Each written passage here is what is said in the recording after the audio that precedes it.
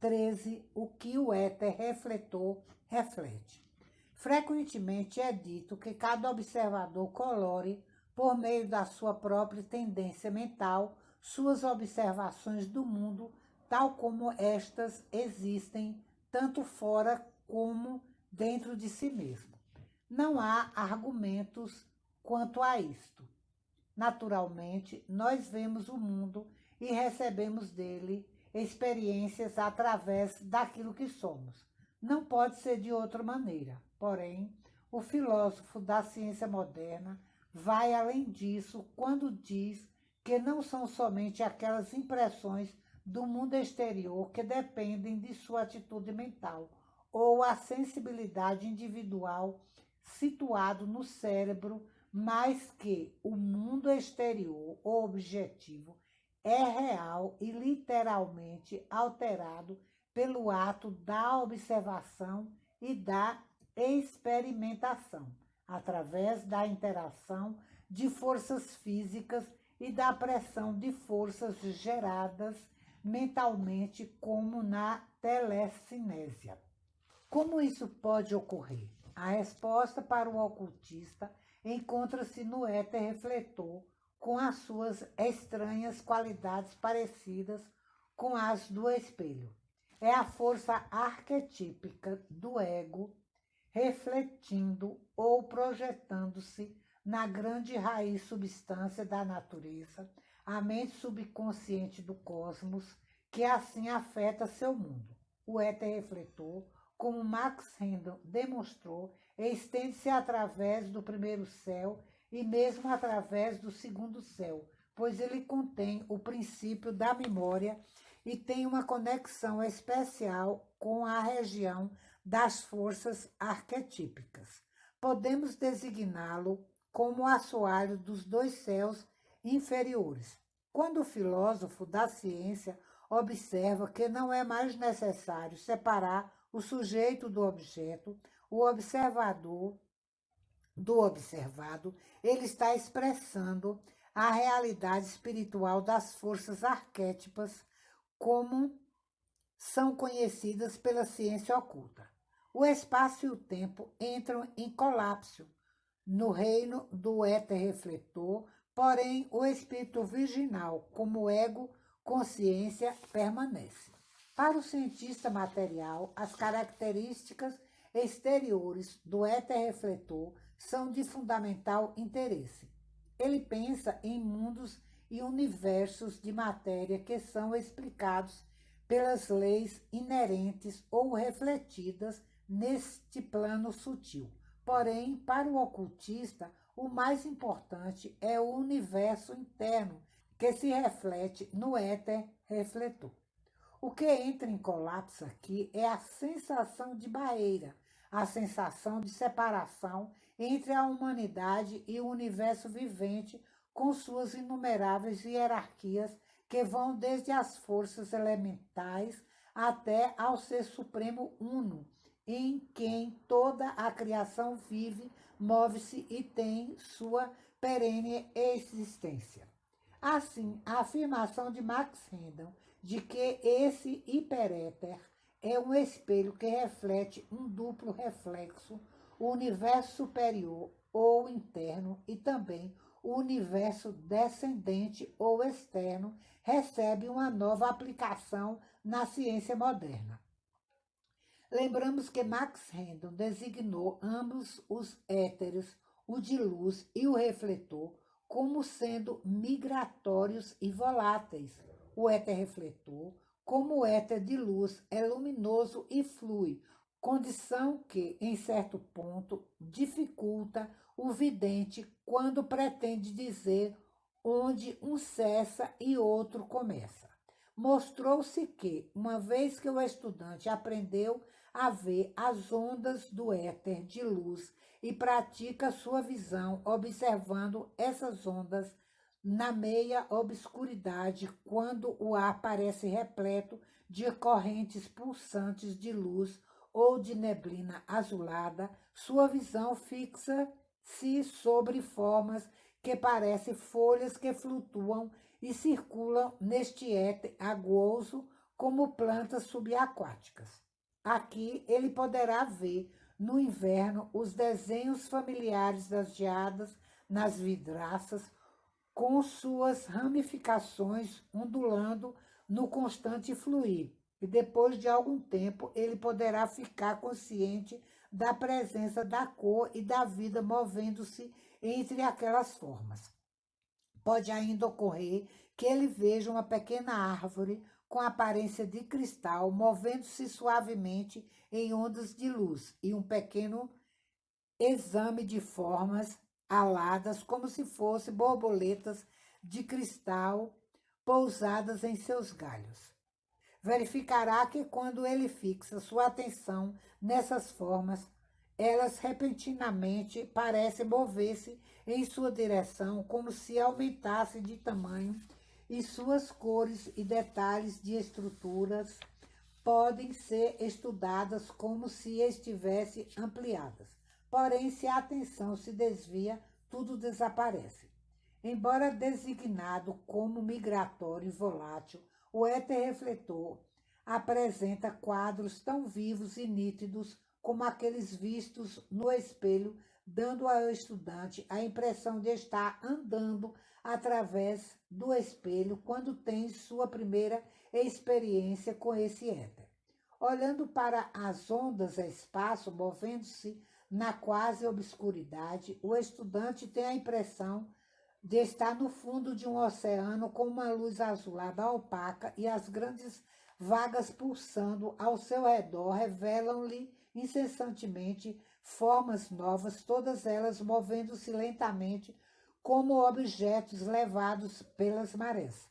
Algumas vezes, o estudante fica convencido que pode ver realmente com sua visão física nessa luz azulada e pode fixar seus olhos sobre alguma coisa existente no quadro, digamos, um quadro que ele sabe está pendurado em determinado lugar.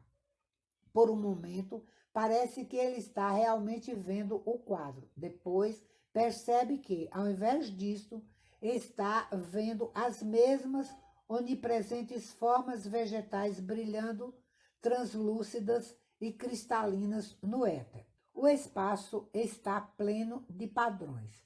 Deus geometriza. Nesta altura, a visão do estudante vidente passa, sem ele perceber, do polo negativo do éter de luz para a visão do polo negativo do éter refletor. É virtualmente impossível dizer quando ou em que lugar a fronteira foi atravessada. Note que esses padrões que nadam no éter de luz indicam que são os padrões guias para as forças elementais que constroem as formas terrestres. Os padrões geométricos e também os intricados padrões dos vegetais de toda a espécie, juntamente com as formas de vida que trabalham através e com eles, como observadores aqui, pertencem não somente aos registros do passado, mas diretamente ao mundo atual. É na fronteira existente entre esses dois éteres que as forças arquetípicas cruzam misteriosamente sobre e para o contínuo espaço-tempo. Aqui está o ponto em que a chamada subjetividade torna-se objetiva e o pensamento forma paira no limite da quimicalização. O registro inscrito no átomo semente do coração e no polo negativo do éter refletor é somente uma manifestação das forças existentes no éter refletor. É o registro especializado pertencente a um indivíduo. O éter refletor do planeta é a memória do globo inteiro, recebendo reflexos da própria envoltura mental do planeta, onde os registros, memórias do espírito vivo da Terra, são mantidos inviolados e imutáveis. Alguns quadros no éter refletor pertencem inteiramente ao que chamamos passado, quer estejam contidos na mente subconsciente de nossa presente encarnação, ou registrados no subconsciente da raça, inscritos no átomo semente situado no ápice do coração, que levamos conosco vida após vida. Todo o passado situa-se nessa parte do éter refletor que designamos como subconsciente, tanto no ser humano como na natureza, o que poderá ser provado através de técnica adequada. A propósito disso, Max Hendon diz: George du Maurier escreveu uma história inusitada, Peter e Bateson, da qual esta teoria da memória subconsciente é claramente mostrada. Peter e Bateson, prisioneiro numa penitenciária inglesa, aprendeu como sonhar verdadeiramente, isto é, colocando o seu corpo numa certa posição, ele aprendeu como prender dentro de si as correntes de éter, podendo assim, à noite, entrar em contato com qualquer cena de sua vida passada, conforme sua vontade. Podia ver-se como um espectador, na qualidade de indivíduo adulto, entre seus pais e companheiros de brinquedos no mesmo ambiente da época dos acontecimentos. Podia ver todas as cenas mais detalhadamente do que quando aconteceram no mundo material.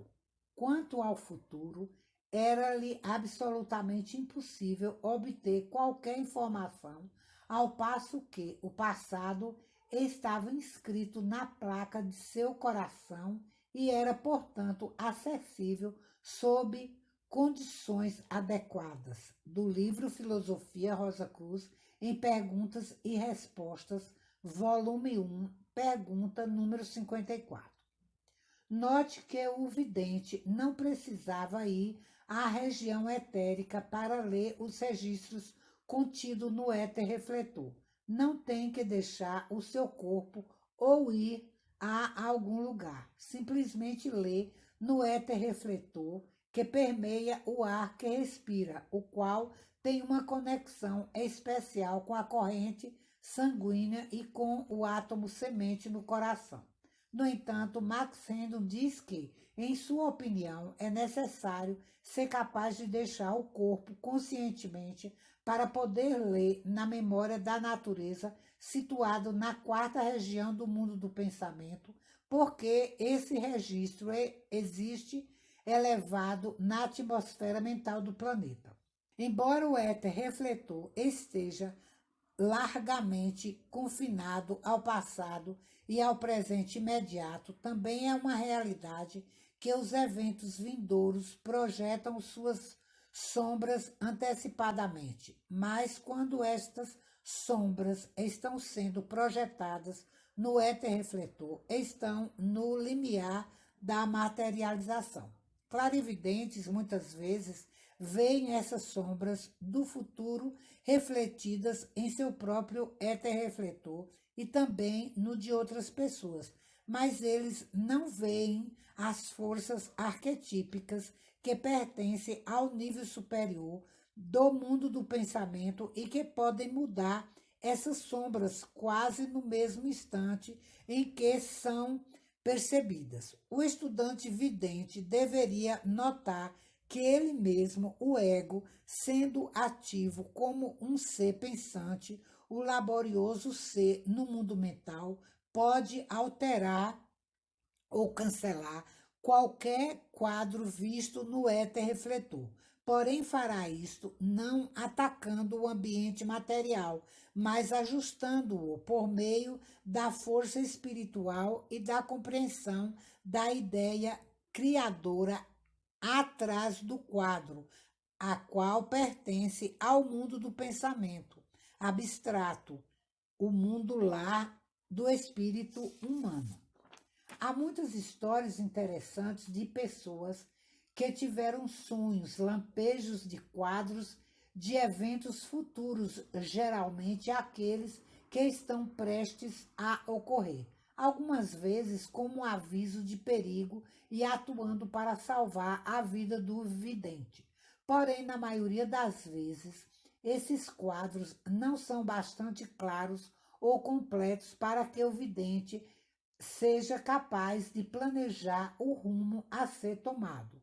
E, frequentemente, eles mostram circunstâncias sobre as quais a pessoa não tem controle. Em tais casos, é bom lembrar que o lugar verdadeiro do controle está no mundo arquetípico do pensamento, de onde o ego trabalha com as forças sutis da natureza e controla cada situação em harmonia com a lei cósmica. O ego pode e realmente controla os eventos que estão a ponto de materialização e que são, portanto, visíveis como quadros no éter refletor, uma vez que é através do polo positivo desse éter que o pensamento faz sua impressão sobre o cérebro. Entretanto, que ninguém fique perturbado por profecias daqueles que lê a sorte ou por seus próprios sonhos ou quadros repentinos, porque esses pertencem somente ao éter refletor e pode ser reportado às forças espirituais do mundo lá do próprio ego, onde ele segura as rédeas do poder. Então, como é feito o registro? Max Sendon diz no livro Filosofia Rosa Cruz em Perguntas e Respostas, volume 1, pergunta 54. Há três tipos de memória. Em primeiro lugar, o registro produzido pelos sonhos sentidos.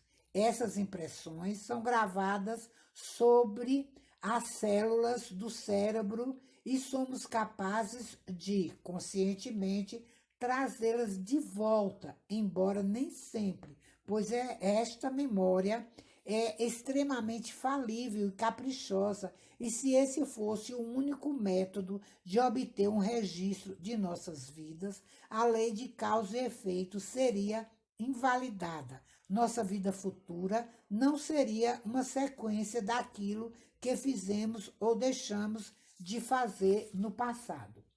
Deve haver outra memória, e essa é a que os cientistas chamam de mente subconsciente. Assim como o éter leva para a câmara do fotógrafo um registro da paisagem circundante e imprime-a sobre a placa sensível nos mínimos detalhes, assim também o mesmo éter que transporta o quadro aos nossos olhos imprime-o em nossa retina e leva para os nossos pulmões um quadro semelhante que é então absorvido pelo sangue.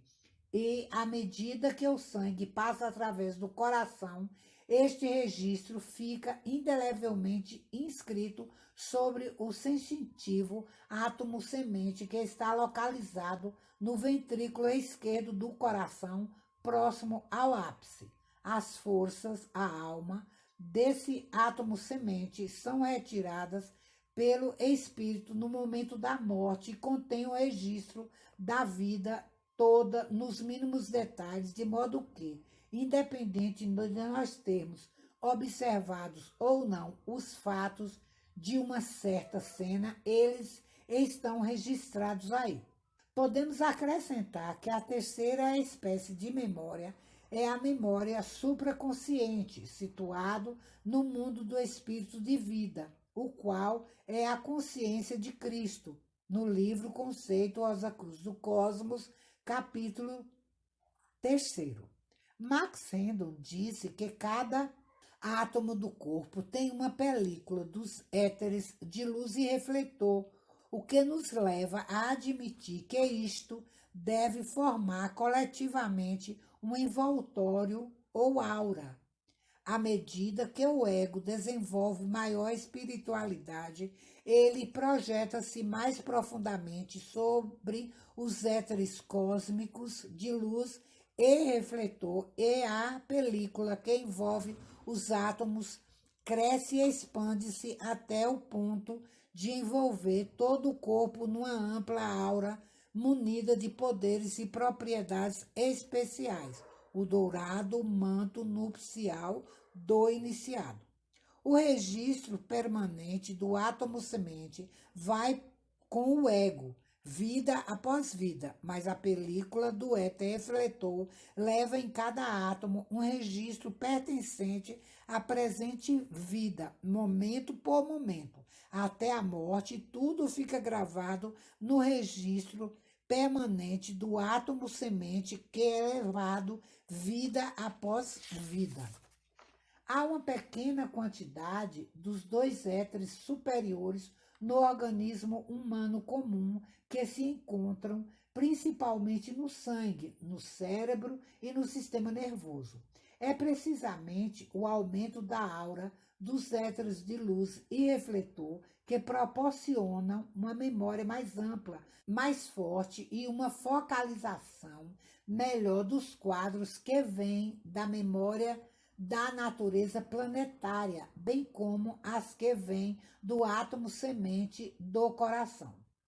Os filósofos medievais fizeram a surpreendente dedução que a memória não era uma parte da mente, do mesmo modo que atualmente nós dizemos que ela pertence ao subconsciente, seja qualificada como voluntária ou involuntária.